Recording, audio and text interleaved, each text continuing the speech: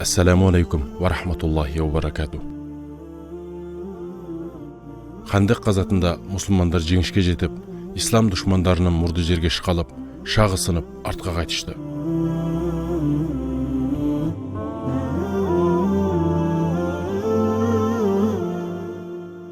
Бул казатта мурдакы яһудилердей эле Бани Курайза яһудилери да пайгамбарыбыз менен түзүлгөн келишимди сактабай, эң оор күндөрдө ага кыянат кылды. Келишим боюнча жөөттөр Мадинага чабуул жасаган душмандарга мусулмандар менен бирге каршы туруусу керек болчу. Яһудилер мүмкүнчүлүк келди деп кыянат кылып, өз колдору менен өз көрлөрүн казышты. Хандек казатынан кийин Жабриил периштеден илахи буйрук алган Хазирети пайгамбарыбыз саллаллаху алейхи ва саллям дем албастан дароо мужахиттерин топтоп, кыянаткер Бани Курайза яһудилерине кошун тартты.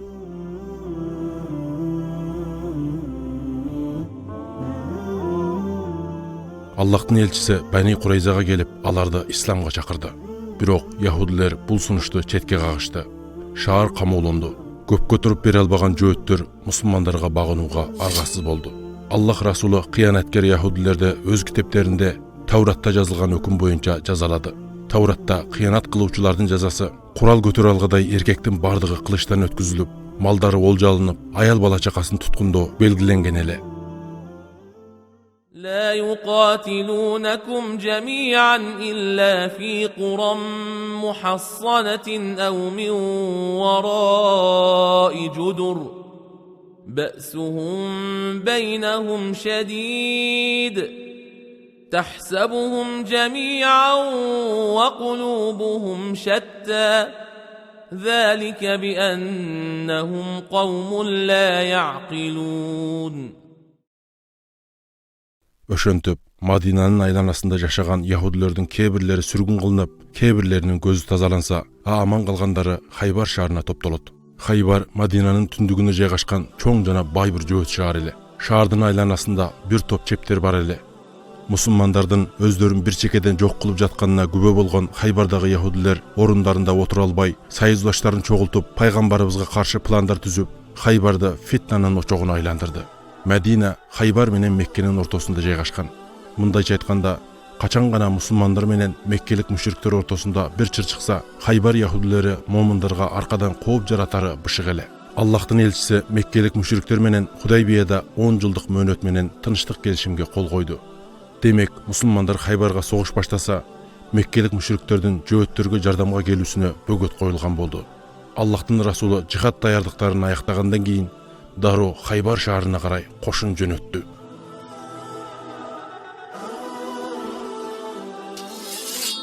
Айгышкан салгылашуулардан кийин Хайбар шаары мусулмандардын колуна түштү.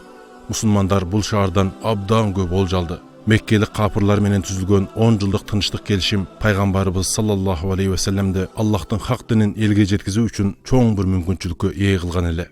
Пайгамбарыбыз айланасындагы урууларга, мамлекеттерге элчилер жөнөтүп, аларды Аллахтын хак динине ачык түрдө даават кыла баштады. Бул элчилердин бири Харис ибн Умайр радиаллаху анху эле. Харис ибн Умайр радиаллаху анху пайгамбарыбыздын катын көтөрүп алып, ошол учурдагы Рим империясына көз каранду христиан Гассан падышалыгына барды. Тилекке каршы Гассандын валийи Шурахбил пайгамбарыбыздын элчисине кол салды. Элчиге өлүм жок. Бул эзелки эл аралык түзүмдү тебелеген Гассан валийсинин надандыгы пайгамбарыбыз саллаллаху алейхи ва саллямды абдан кайгыга батырды. Ар бир сахабасы үчүн жан уруп боорун төшөгөн пайгамбарыбыз сахабаларынын кайсы бирине бир оорчулук келсе да, анын жүрөгү бирге сыздайт эле. Сүйүктүү бир сахабасынын мыкачылык менен өлтүрүлүүсүнө көз жума албаган саллаллаху алейхи ва саллям дароо 3000 кишилик бир кошун даярдады.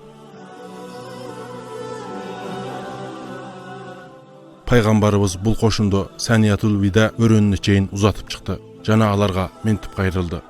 Зайд ибн Харисти кол башчы кылып шайладым. Зайд ибн Харис шейит болсо, ордуна Джафар ибн Абу Талиб чыксын. Ал шейит болсо, анын ордуна Абдуллах ибн Раваха чыксын. Эгер ал да шейит болсо, мусулмандар өздөрүнүн ичинен лайыктуу бир кишини тандап кол башчы шайласын. Андан пайгамбарыбыз Зайд ибн Хариска ак түстүү желекти карматып жатып, ислам кошунуна Аллахтын аты менен жихадка аттангыла, Аллахтын душмандары жана Шамдагы душманыңар менен согушкула, олжого түшкөн мал-мүлктөргө кыянат кылбагыла, чиркөөлөрдө адамдардан бөлүнүп өздөрүн кулчулукка арнаган кечилерге туш келесиңер. Аларга тишпегиле. Алардан башка баштарына шайтан уялаган кээ бир адамдарды көрөсүңөр. alardan başın kılıçыңar menen çapkıla, ayaldарды, жаш балдарды жана жашы улууларды өлтүрбөгүлө, хурма дарактарын жана башка дарактарды кыйбагыла, өртөбөгүлө, үйлөрдү кыйратпагыла деп кайрылды.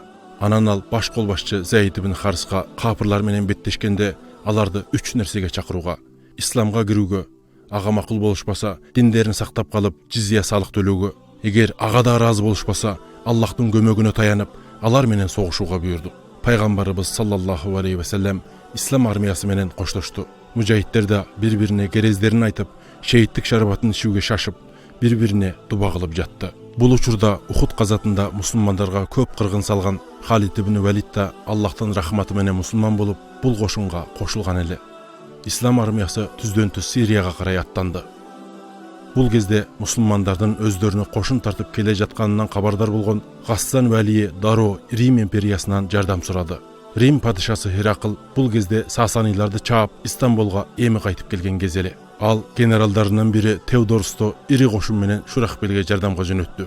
Тарыхчылардын айтымында римдиктерге кошулган Гассандык христиан арабтарды кошкондо бул кошундун жалпы саны 200 миңден ашуун экени айтылат.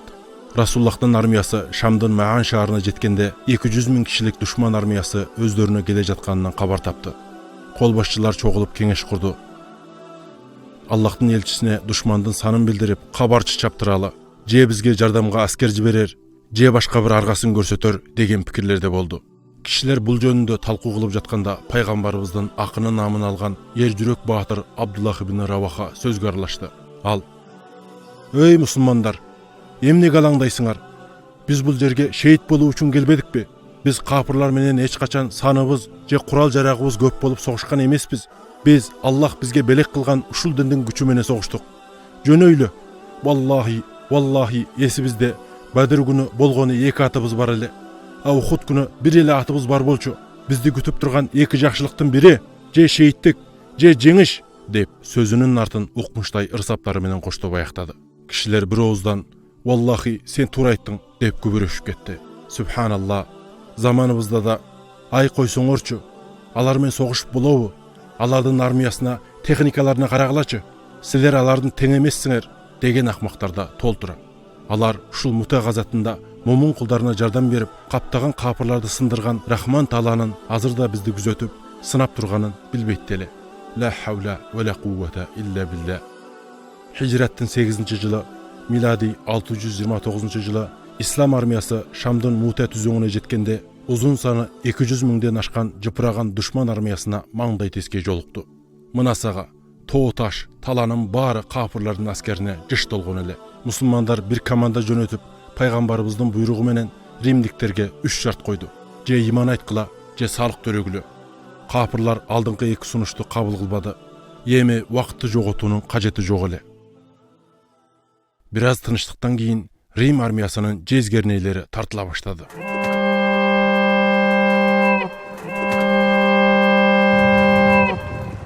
Христиан арабтардан түзүлгөн бир кошун İslam армиясына чабуулга өттү. Баш колбашчы Зейд ибн Харис бир колуна касиеттүү İslam байрагын бийик көтөрүп, дагы бир колундагы кылычын жаркылдатып, мусулмандарга Аллахтын душмандарын талкалоого буйрук берди. Ошону күтүп турган мужахидтер кылычтарын сууруп алып, "Аллаху акбар" деп душманга карай атырылышты. 2 кошун беттешти. Аттар кишинеп, кылыч найзалар шатырап, согуш майданы канга боелду. Бир кезде Расуллахтын ак байрагын көтөрүп алып, айланасын жапырып, салгылашып жүргөн Зейд ибн Харис радиаллаху анху улуттуу жаракат алып жерге жыгылды. Мына ошол кездин өзүндө Мадинада минбарда отурган сүйүктүү пайгамбарыбыздын көз алдына Мутадагы согуш майданы көрсөтүлө баштады. Ал сахабаларына "Зейд азыр шейит кетти. Ал чуркаган бойдон бейишке кирди" деп гайыптан кабар бере баштады. Зайдтын колунан түшкөн желекти Хазирети Жафар радиаллаху анху кагып алып, бийик көтөрүп, мусулмандарга шык берип, бар күчтөрү менен капырларга чабуул жасоого буйрду. Жана өзү биринчилерден болуп капырлардын тобуна атылып кирип, чабыша баштады. Мусулмандар такбирлер ичинде чабуулду күчөйтүп, капырларга баш көтөртпөдү.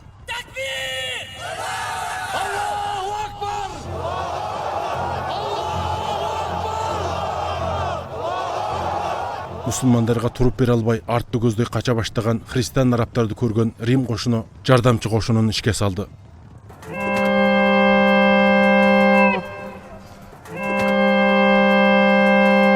Hazreti Jafar radiyallahu anhu katarlarda kayradan retke salıp, topon suday bastırıp kele jatkan kapırlarda toktatuğa dayardandı. Rim koşuna çoğun güç menen musulmanlarga kayradan bastırıp gelişti. İslam armiyası da bolgo mücahitleri menen kapırlardın aldına çıktı.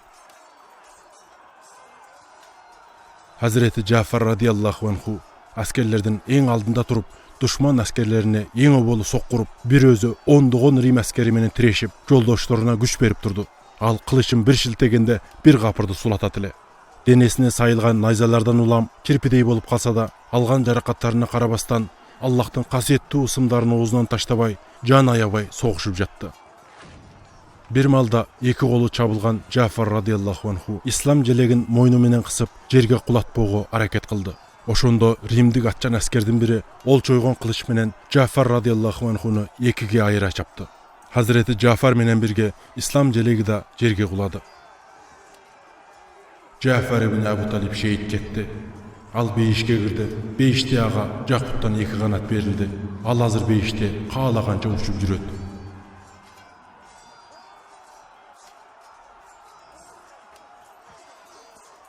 Hazreti Jafar'dın şahadetinden giyin musulmanlar biraz korkuga kabıldı. Birok Abdullah ibn Ravaha jerge çükön jelekti alıp musulmandardı baştap kapırlarga жаңадан çabul uyuşturdu. Oң sol kanattagı kırdal kovup döle. Düşmandın kural jaragı da adam sanı da musulmanlardan bir top üstün. Musulmanlardan oң sol tarafındagı mücahitler akırındık menen artka çegine başladı. Bir gezde Abdullah ibn Ravaha düşman kılıçından oğur jarakat alıp al da şehit ketdi. Abdullah ibn Ravaha jarakat alıp anan şehit boldu. Al jarakat alganda korkup kaldı. Anan al nefsini jengip qardanıp soğuşup şehit ketdi. Beyişke girdi.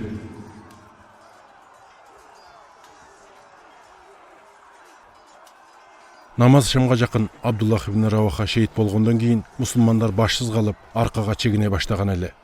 Rimdikler jenge başlaganday göründü.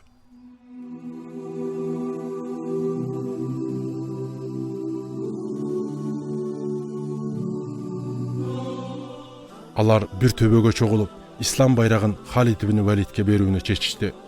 Başında жаңы iman aytkan Halid ibn Walid uyalıp özünün bul orunga layık emes ekenini aytıp baş tarttı. Birok musulmandardan katı talap kılууsundan keyin al süyüktü paygambarыбыздын kasiyetli tusun çoğun urmat menen koluna alıp öptü. Anan taymaş küçöp barıp birazdan keyin gün batıp iki koşun iki jakka taray başladı. Taң attı. Екі qoşun kayradan mаңдай teskey sap tartıp durdu. Halid ibn Walid oң kanattagı mücahitlerdi sol kanatga, sol kanattagı mücahitlerdi oң kanatga, aldыңkı katardagılardı artka, arttagılardı aldыңkı katarga almaştırıp salgan ele. Al bir top atçan jokerlerge qoşundan artkı tarafında nары beri at çaptırıp ataylap çaң çıgarıp kudum musulmandarga жаңыдан жардамчы qoşun gelgendey түс берүүгө buyurdu. Çezgerneler çalınıp, barabandar gümpuldöp, düşman qoşunu kezektege çabulun başladı. Soğuş oğuş aldı. Halid ibn Walid musulmanlarga güç berip mücahitlerge bekem turuunu eger düşmanды toktот albagan abalda kurçoda kalbay artka çegine soğuşunu eskertti. Rim askerleri menen İslam koşunu bir-birine kirişip ayıgışkan çabuşular baştalıp ketdi.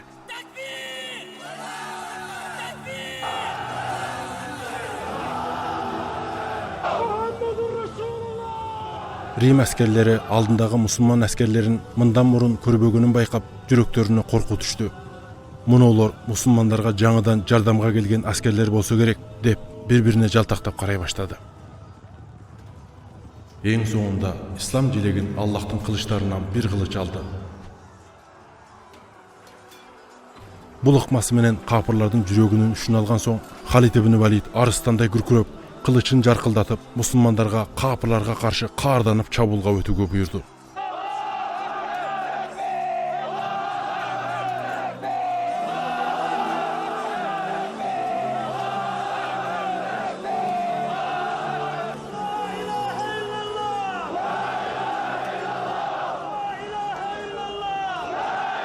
Жети gün boyu soğuşup abdan çarçagan, anın üstüne korku baskan Rim askerleri akırındap arkasın gözдөй çegine başladı.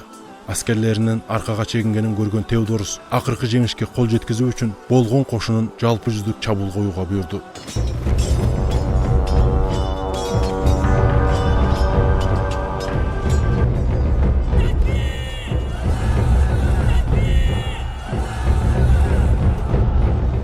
Римдиктердин бири калбай чабуулга аттанганын көргөн Халид ибн Валид мынчалык көп аскерлер менен тирешип согушууну макул көргөн жок. Душмандарга эң катуу сокку берип, мусулмандарды амал бар чыгымга учуратпай, артка чегинүүнү көңүлүнө бөктү. Ал мужаиттерге бийик бир дөңсөнү колу менен көрсөтүп, ошол жака душман менен салгылаша чегинүүгө буйрду. Кара курттай каптаган Рим армиясы бир уч мусулмандарга болгон күчү менен акыркы чабуулга өттү.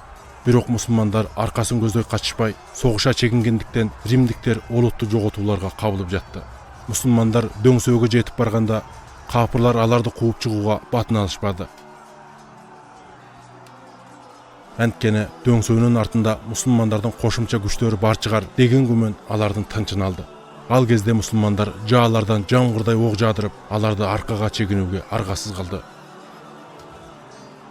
Абалды күзөтүп турган генерал Теодорус мындан да көп чыгымга кабылбоо үчүн армиясына артка чегинүүгө буйрук түшүрдү. Халид ибн Валидтин бул күндө жасаган эрдиктери мусулмандарды таң калтырган болчу. Ошол күнкү айыгышкан салгылашууларда ал кармаган 9 кылыч сынып кеткен эле. Ал ушунча күч айырмасына карабастан капырларды олуттуу зыянга батырып, ислам кошунун болгону 15 шейити менен ал тургай эсепсиз көп болжолор менен бирге аман эсен чегиндирип Мединага алып келди. Бул эрдикке сүйүнгөн пайгамбарыбыз саллаллаху алейхи ва саллям тарабынан Халид ибн Валидке Сайфулла, мындайча айтканда Аллахтын кылычы деген наам берилди. Аллаху Аллаху Аллаху Аллах Аллаху Аллаху Аллаху Аллах Аллаху Аллаху Аллаху Аллах Аллах